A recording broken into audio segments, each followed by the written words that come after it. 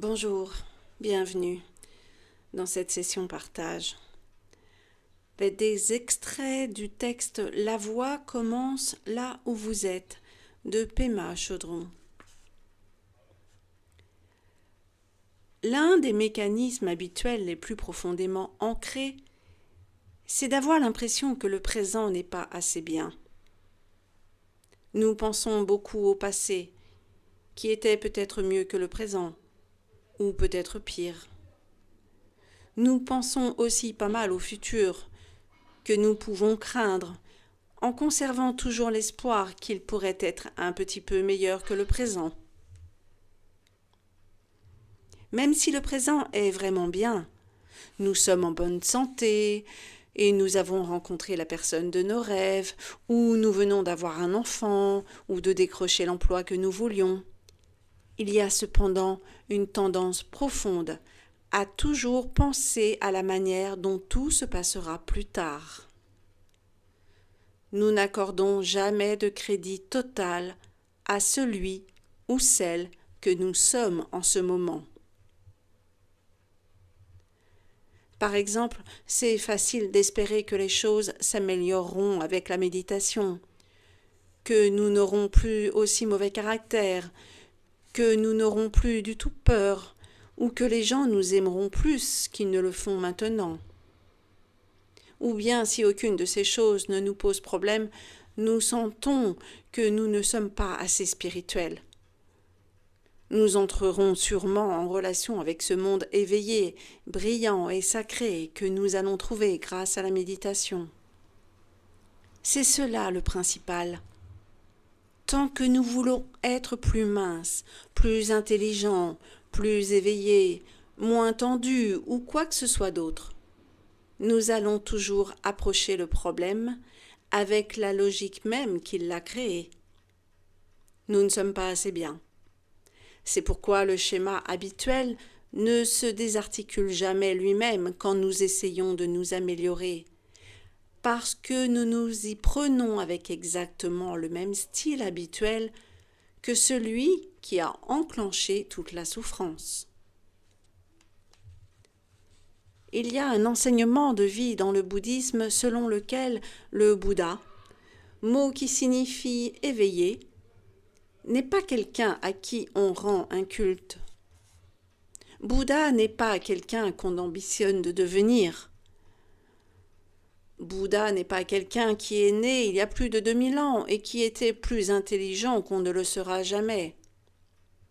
Bouddha, c'est notre nature innée, notre nature de Bouddha.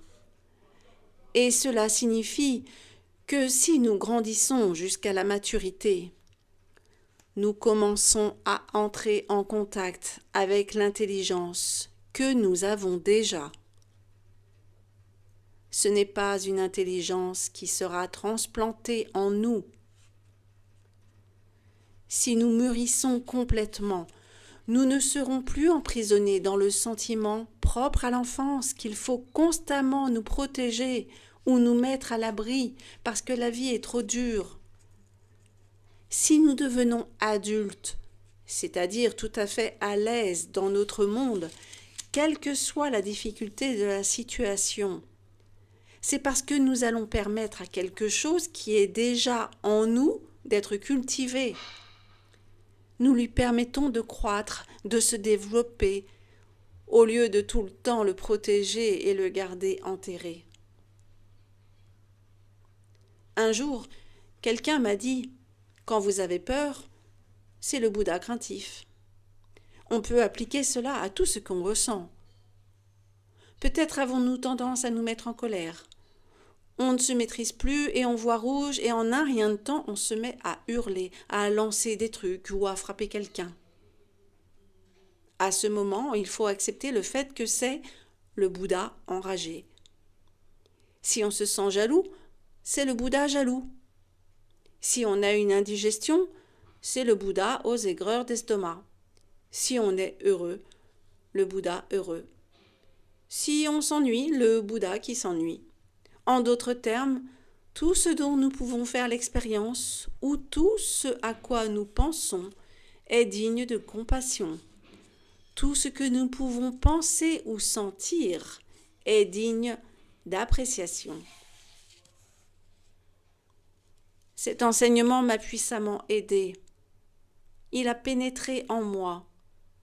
Je me trouvais dans divers états d'esprit et diverses humeurs, avec des hauts et des bas, allant de droite à gauche, tombant sur le nez et me relevant, comme dans toutes les situations de la vie, et je me rappelais Bouddha tombant de tout son long, Bouddha se sentant au pinacle, Bouddha regrettant le jour précédent. J'ai commencé à apprendre que je ne pouvais m'éloigner du Bouddha malgré toute la force que j'y mettais. Je pouvais être fidèle à moi-même envers et contre tout. Si l'on peut entrer dans une relation inconditionnelle avec soi-même, on peut entrer dans une relation inconditionnelle avec le Bouddha. Et bien voilà pour cet enseignement fort intéressant. Il peut être mis en parallèle et en résonance avec des enseignements hindouistes déjà évoqués sur le canal. Les trois gunas. Les trois gunas sont les qualités, caractéristiques qui gouverne l'être humain. Trois termes, sattva, rajas et tamas.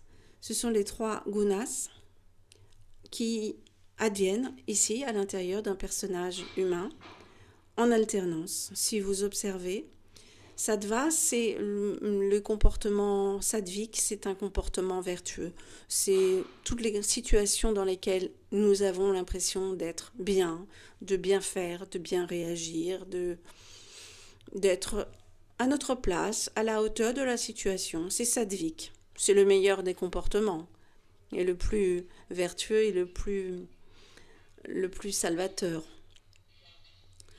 Ensuite, nous avons rajas. Rajas, c'est les qualités de colère ou les qualités d'emportement. C'est l'action également, mais à outrance. C'est le fait effectivement de ne pas être capable de se poser et d'être toujours dans la surenchère.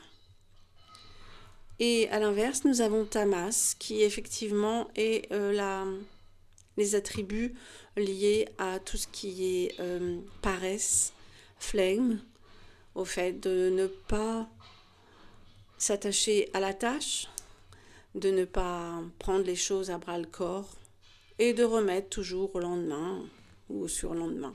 Voilà les trois attributs tels qu'ils sont édictés par la culture hindouiste. Et la lecture de ce texte qui vient d'avoir lieu est peut-être à mettre en résonance. Il s'agit à peu près des mêmes approches entre le Bouddha en colère, le Bouddha qui a peur, le Bouddha qui tombe.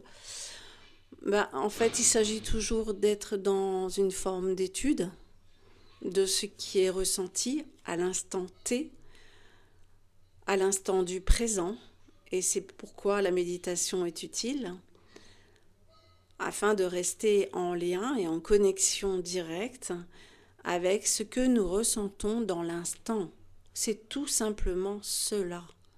Il n'y a pas besoin de porter de jugement, il y a juste besoin d'être en contact avec son ressenti, l'accueillir et savoir que ce n'est qu'un état qui va passer comme tout passe. Et c'est pour ça que les gunas sont intéressants, parce qu'on sait que ce sont des états qui passent. On peut passer de l'état sattvique à l'état rajasique, à l'état tamasique, en une fraction de seconde.